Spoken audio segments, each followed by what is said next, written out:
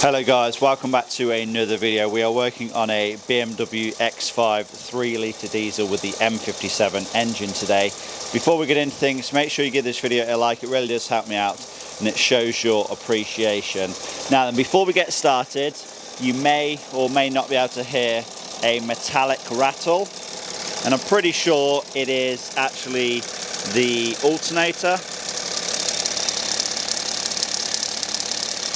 I think the pulley on that is going bad, but I'm not too concerned about that. That is not what we are tackling today, but I know I would get a few people ask what that metallic rattling noise is. Now today we are hoping to tackle a whole bunch of different jobs. So first and foremost, in the big box, this is a brand new genuine Pierberg intake manifold. Obviously I'll get that out later.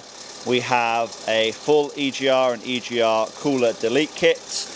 We have a coolant flange to replace. We have, of course, 6 new glow plugs and a glow plug module. Now then, why are we installing all of this goodness today?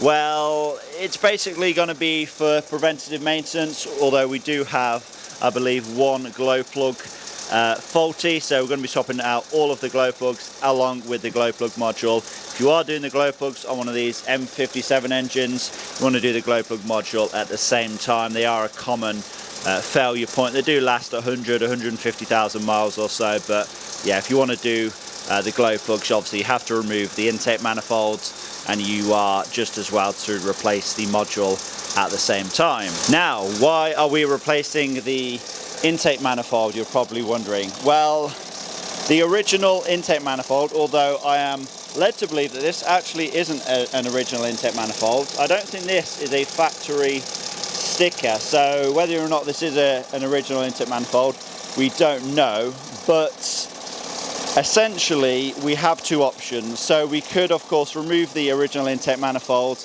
and do a swivel flap delete, although you are going to get some drawbacks with that, we shall say. You obviously are going to lose a little bit of low down torque, and you are going to lose as a result some MPG as well. Now of course, if we did want to go down the route of removing the swivel flaps, we would also have to thoroughly clean the original intake manifold as well, and that's going to take, you know, a good amount of time.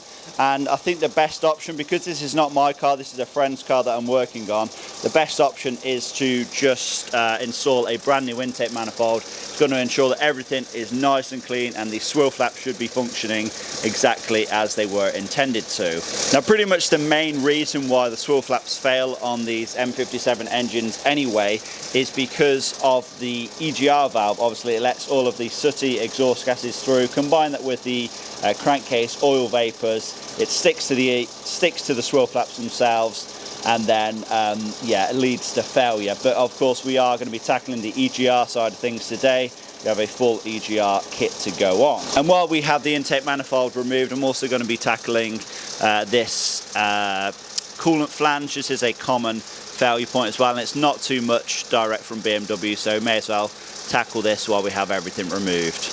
Now for those that are wondering, I have the engine running because I want to get the engine up to temperature. It's going to make the removal of the glow plugs a whole lot easier. If you are ever removing glow plugs, it makes it so much easier on a nice warm engine. So once the engine gets up to temperature, I'll switch it off, remove the intake manifold, then proceed in removing the glow plugs straight away. Okay then, so engine is up to temp now, nice and warm, and I just want to point out the reason that we're doing these jobs now is because we noticed a coolant leak.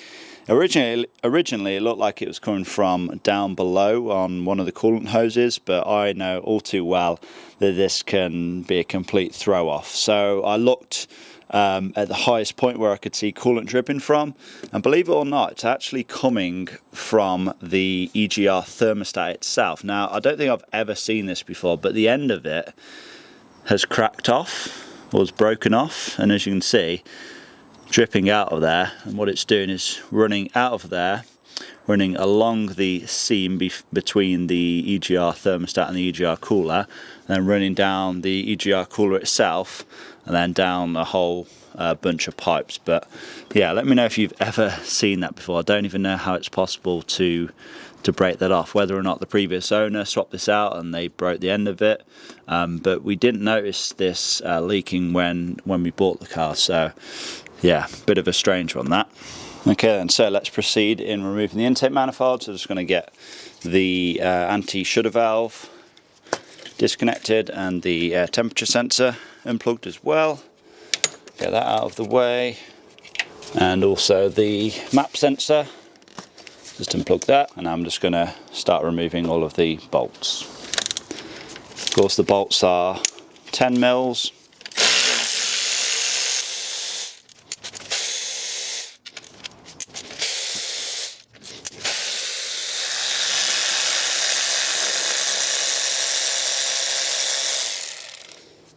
Remember to keep that bracket to one side.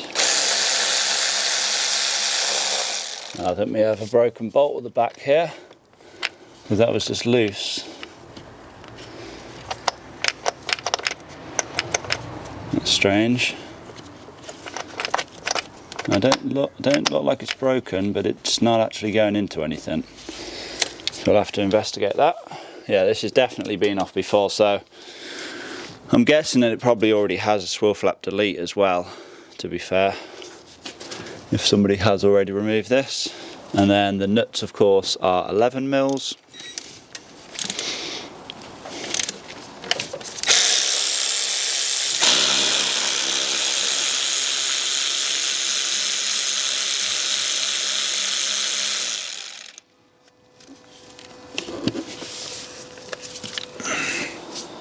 So that should be all of the main intake manifold nuts and bolts released. Also done the dipstick bolt as well, the 10mm bolt holding that to the intake manifold. Now I'm going to work on getting the intake pipe removed.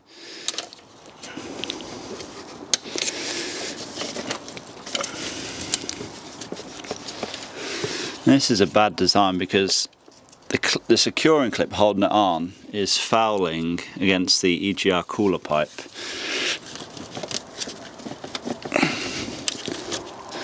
So you really have to try and force it out of shape, or just remove the clip completely.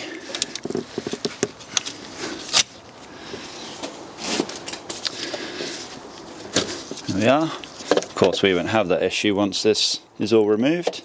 Now it should just be this Jubilee clamp we need to remove.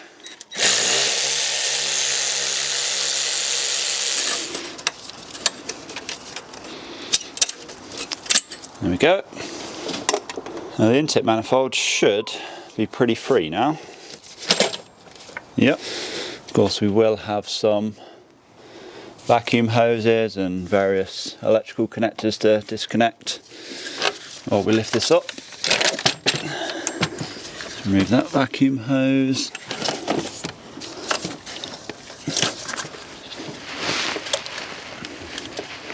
And one and two.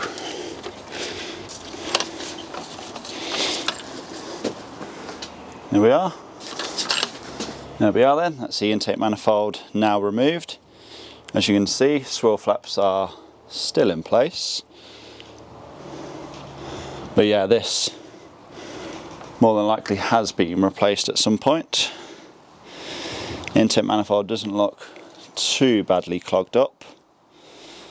Very dirty, but doesn't look too badly clogged up, so it's probably been removed to have a good clean out at some point.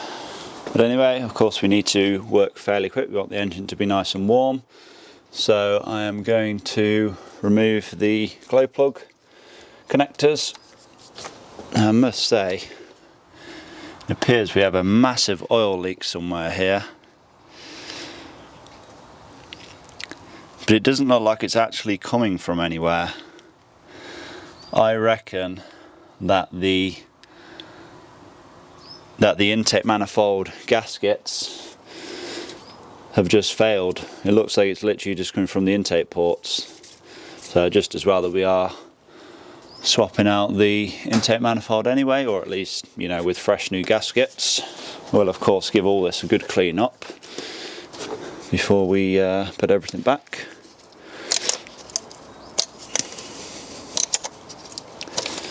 The glow plugs themselves should be a 10mm. Yep. I'm just going to crack these loose with a torque wrench. You should be fine theoretically with just a regular ratchet, but if you just set the torque wrench to the tightening torque, then it's just an extra step of precaution essentially.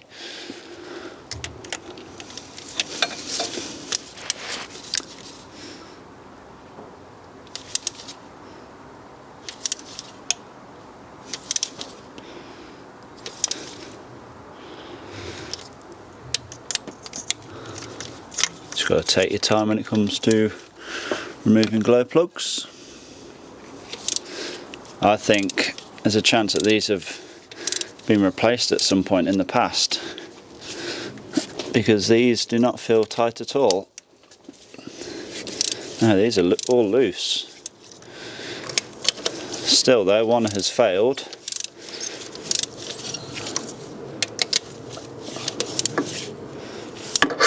That's really strange.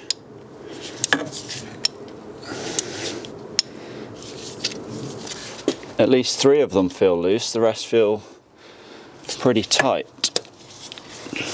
Yeah, why does some feel loose and some feel tight? Maybe some have been replaced, some haven't. Not too sure why you would do that.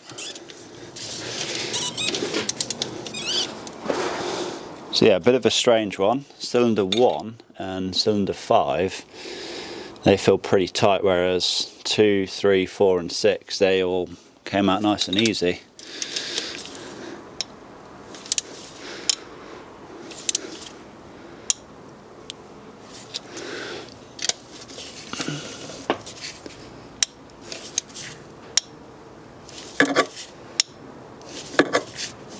Okay, so I managed to eventually free up cylinder 5 and cylinder 1.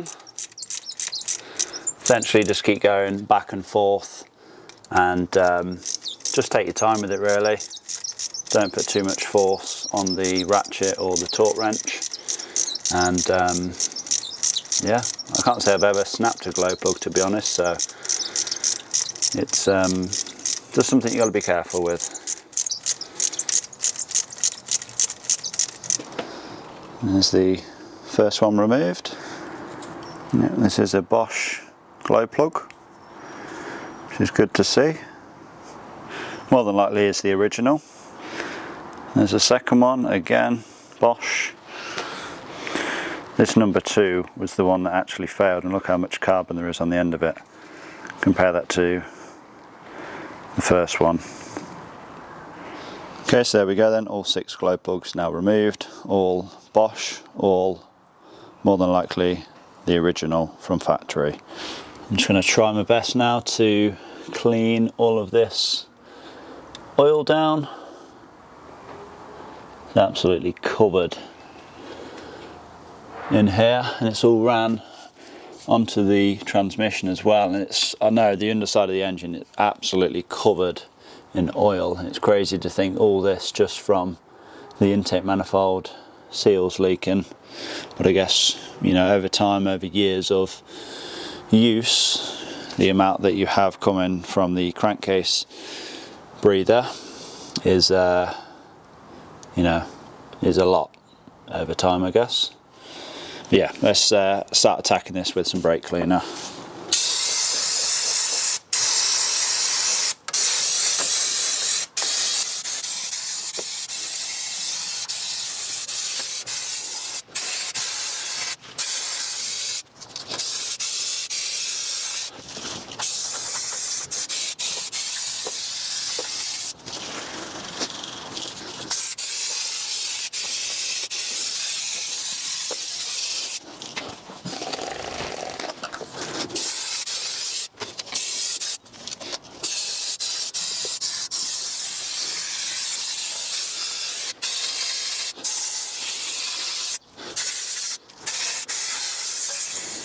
Oh, that's much better. Now I know what a lot of you are thinking. Have you really just sprayed brake cleaner over the intake ports and the glow plug wells? Yes, I have, but any brake cleaner that has gone down into the engine is more than likely evaporated, but any that is still remaining, I'm going to turn the engine over with the glow plugs removed, of course, so any excess brake cleaner will just force its way out. So yeah, we're not going to hydro lock the engine, don't worry.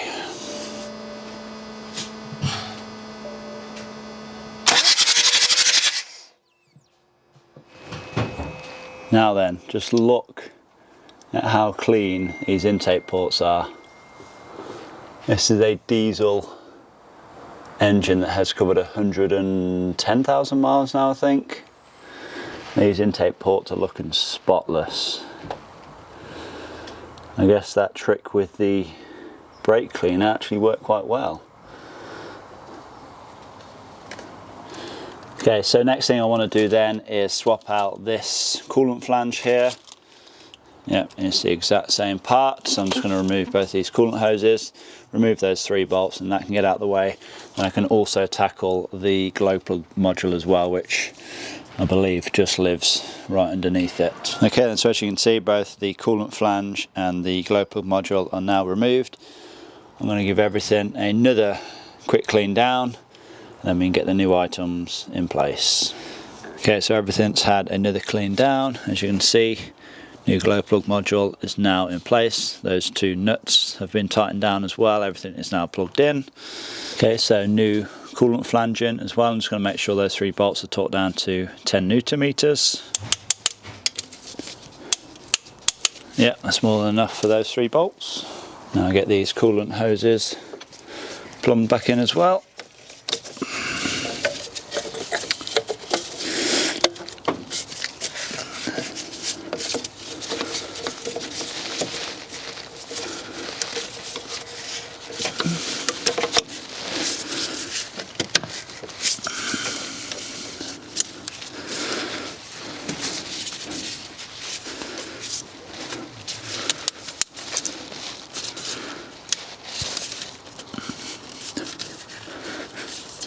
There we are, both of the clips are installed. Now it's time to begin installing the new glow plugs.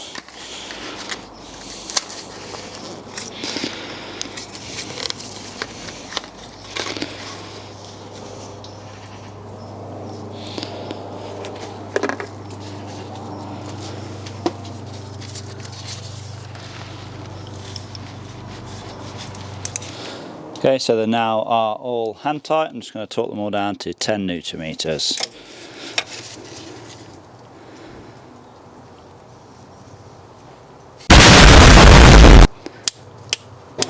There's 1, 2, 3, 4, 5, 6.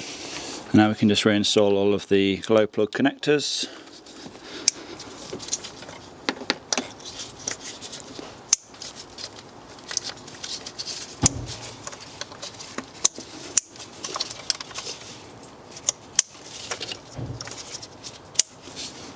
And there we are. That's the glow plugs now replaced. And now before I install the new intake manifold, I'm going to begin in removing the EGR cooler. So I believe there is 2 bolts where the EGR cooler bolts onto the DPF, and then there is 1 bolt here, kind of underneath the vacuum pump. It's another Torx bolt, and then I believe there is 1 bolt just here behind this or underneath this EGR thermostat here. Oh, and then of course we have the coolant lines as well. Need to disconnect them where necessary. There we go. It's the EGR cooler and thermostat now removed. That was a bit fiddly. Just need to figure out which pipes are staying and which need to be removed and blanked off. Okay then, so it's just these 2 coolant pipes that are removed. As you can see, blanking plug on there, then a blanking plug on there as well, secured with a Jubilee clamp. And now I guess all that's left to do is to install the blanking plate onto the DPF, which comes with a gasket and new bolts, of course. Okay then, so that blanking plate is now installed, just there. Now it's on the end of the exhaust manifold. I don't know why I said it's on the end of the DPF. Obviously you have the exhaust manifold, Obviously you have the exhaust manifold, then the turbo, then the DPF comes after the turbo. I think on some models though, the EGR cooler does bolt onto the DPF, but yeah, in this case it just bolts onto the exhaust manifold. I just want to give this area a bit of a clean down, because as you can see, this coolant pipe here is absolutely covered in oil, and along with this boost hose here as well. And also along with this intake pipe here, I believe it was coming from this small rubber hose here. Now the hose, I don't think the hose has particularly failed. I just think it is a case of the crankcase breather maybe being blocked up and just letting way too much oil through. And so we are going to be also swapping out a crankcase breather, but I'll do that probably in a separate video because we are still waiting for that to arrive. But for now then, I guess we should get the new intake manifold ready for reinstallation. So here's the new one. There's the nice and filthy old one. Just have a couple of bits to swap over. So of course we have the EGR delete tube to install as well, and then the anti-shudder valve that can go onto it, and then we have the original map sensor. Then we also have the vacuum solenoid, which just slides onto the back of the intake manifold as well.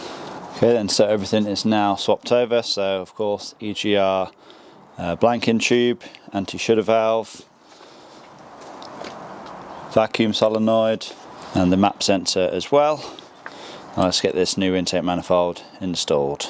Okay, so all of the bolts and the nuts are just nipped down. It's time to start torquing them down. The bolts themselves are just 6mm bolts. They are only 8 Nm. Then the nuts, they are over 7mm studs. They should be 13 Nm. So it doesn't really matter, but I'm going to start from the inside and work my way out.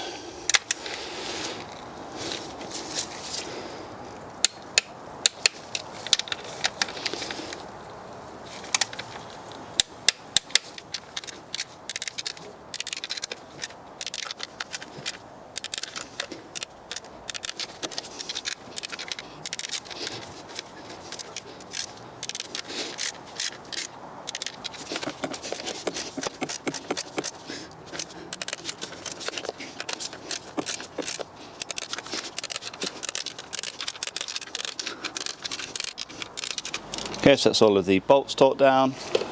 Now let's do these 7 nuts.